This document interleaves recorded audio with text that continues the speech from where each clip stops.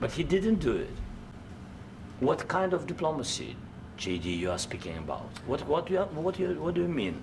I'm talking about the kind of diplomacy that's going to end the destruction of your country. Yes, but if you Mr. President, with respect, I think it's disrespectful for you to come into the Oval Office and try to litigate this in front of the American media. Right now, you guys are going around and forcing conscripts to the front lines because you have manpower problems. You should be thanking the President for trying to bring an end to this conflict. Have you ever been to Ukraine that you say what problems we have?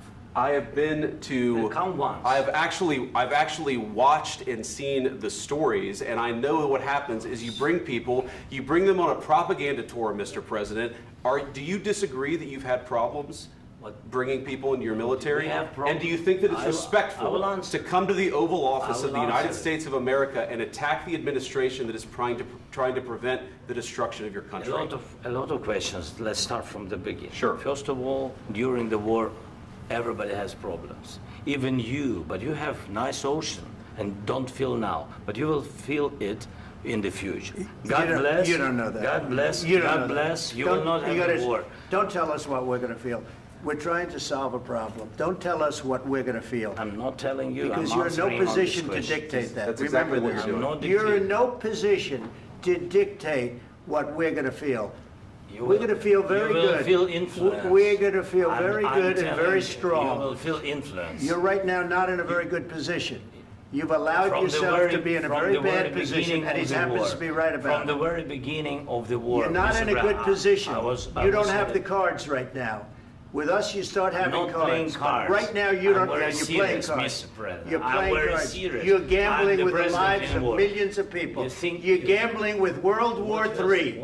You're gambling with World War III.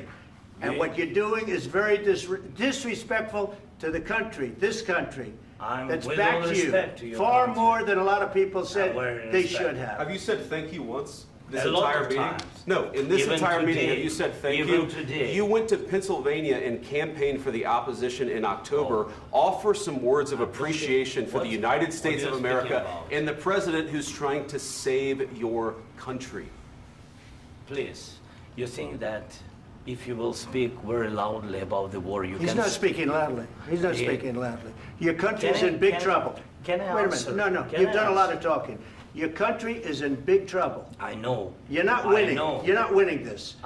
You have a damn good chance of coming out okay because of us. Mr. President, we are staying in our country, staying strong from the very beginning of the war. We've been alone, and we are thankful. I said thanks you haven't in been this alone. cabinet, you and haven't not been only alone. in this cabinet. We gave you, through this stupid president, $350 billion.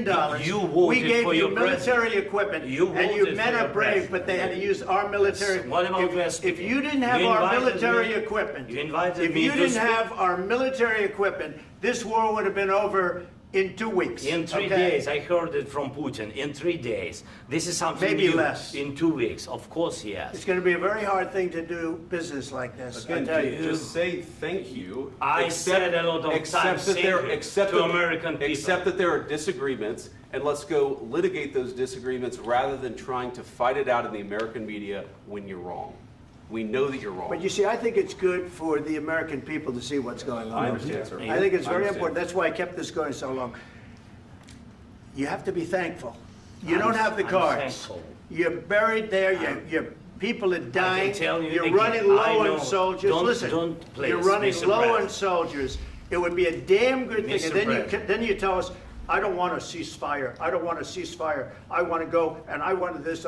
Look, if you could get a ceasefire right now, I tell you, you take it so the bullets stop flying and your men stop getting killed. Of course, we want to stop the war. But you're saying you don't want a ceasefire. But I said to you, I want a ceasefire. with guarantees. Because you'll get a ceasefire faster than an agreement. Ask our people about ceasefire, what they think. That wasn't with me. For you what, that what wasn't this with me. means.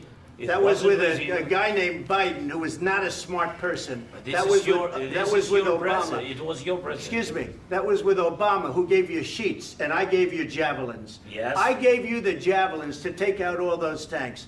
Obama gave you sheets. In fact, the statement is Obama gave sheets and Trump gave javelins.